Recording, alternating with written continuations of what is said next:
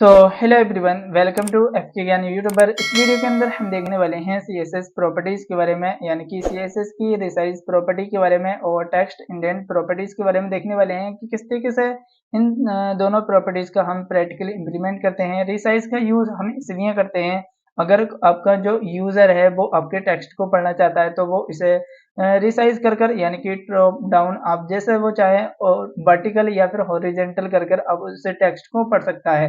तो इस तरीके से हम रिसाइज का यूज करते हैं और टेक्स्ट इंडेंट का इसलिए यूज करते हैं कि अगर आपने देखा होगा या फिर न्यूज़पेपर में देखा होगा कि कोई भी टेक्स्ट स्टार्ट होने से पहले वहां पर थोड़ा सा स्पेस आपको देखने को मिलता है।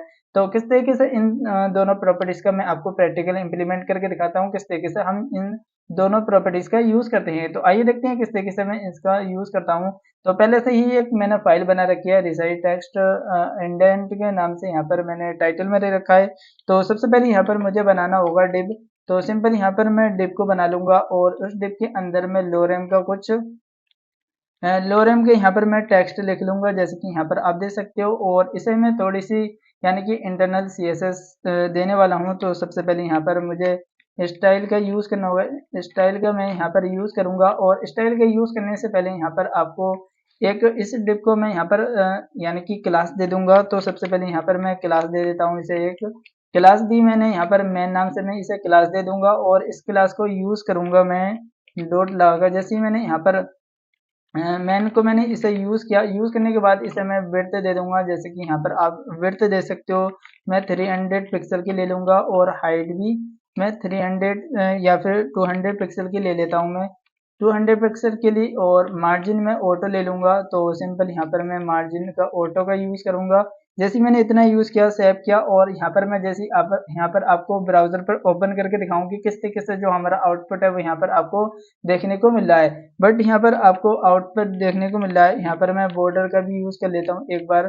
तो 2 पिक्सल का मुझे चाहिए, जैसे कि यहाँ पर मैं 2 पिक्सल का यूज करूंगा सॉलिड ब्लैक। तो मैं यहाँ पर इतना यूज किया, सेव किया, और जैसे मैं रिफ्रेश करूंगा तो यहाँ पर आप देखोगे कि यहाँ पर हमारा जो टेक्स्ट है वो यहाँ पर आ गया है। और इसका जो फॉन्ट साइज है वो भी मैं यहाँ पर इंक्रीज कर लेता हूँ एक बार।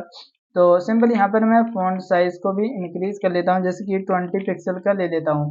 तो सिंपल यहाँ पर मैंने 20 पिक्सल का लिया, सेव किया। सेव करने के बाद जैसे मैं रिफ्रेश करूंगा तो यहाँ पर आपको देखने को मिल रहा है जो हमारा कंटेंट है वो ओवरलैप कर रहा है, यानी कि बाहर आ रहा है बॉर्डर से।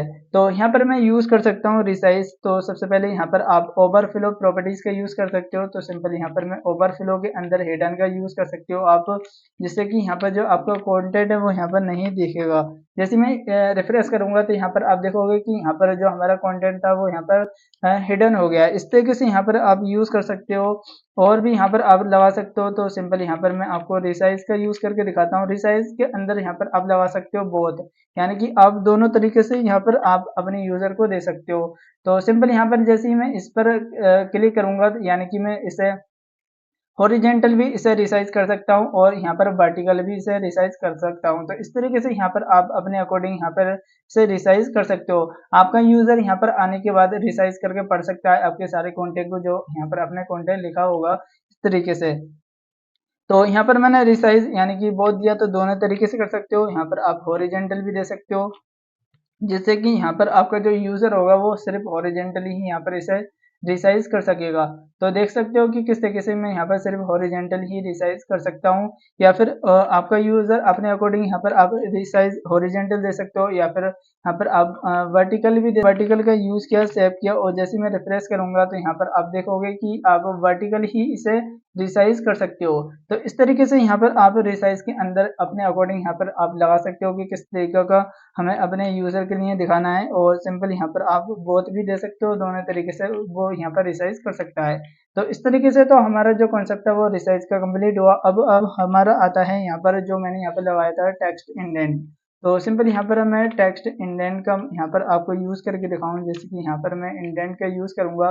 तो यहाँ पर आप दे सकते हो, जैसे कि मैं दे सकता हूँ 40 पिक्सल दे सकता हूँ। यहाँ पर आप पिक्सल में वैल्यू दे सकते हो या फिर परसेंटेज में भी दे सकते हो। जैसे ही मैं रिफ्रेश करूंगा तो यहाँ पर आप देखोगे जो लोरम है यहाँ पर आपको 40 पिक्सल यहाँ पर आपको यानी कि स्पेस देखने को मिल रहा है। अगर यहाँ पर मैं परसेंटेज में दूंगा तो यहाँ पर आपको परसेंटेज देखने को मिलेगा। जैसे मैं रिफ्रेश करूंगा तो यहाँ पर आप देखोगे कि ये 40% यानी कि इसने गैप छोड़ दिया है। तो इस तरीके से यहाँ पर आप यूज कर सकते हो कि किस तरीके से हम रिसाइज प्रॉपर्टी का यूज करते हैं और किस तरीके से हम टेक्स्ट इंडेंट प्रॉपर्टीज का यूज करते हैं। इसके अलावा कि किस तरीके से रिसाइज प्रॉपर्टीज का यूज कर सकते हैं। रिसाइज के अंदर आप दे सकते हो हॉरिजॉन्टल दे सकते हो या फिर वर्टिकल दे सकते हो या फिर बोथ दोनों दे सकते हो। टेक्स्ट इंडेंट के अंदर आप पिक्सल में वैल्यू दे सकते हो या फिर उसके अंदर यहाँ पर आप परसेंटेज में वैल्यू दे सकते हो। तो इस तरीके से हम यूज कर सकते हैं इन दोनों प्रॉपर्टीज को अपने अकॉर्डिंग, जैसे चाहे आप यहाँ पर ऐसा लगा सकते हो। तो आपने देखा किस तरीके से हमने इन दोनों प्रॉपर्टीज को यूज किया। तो that's it for this video, thank you for this watching.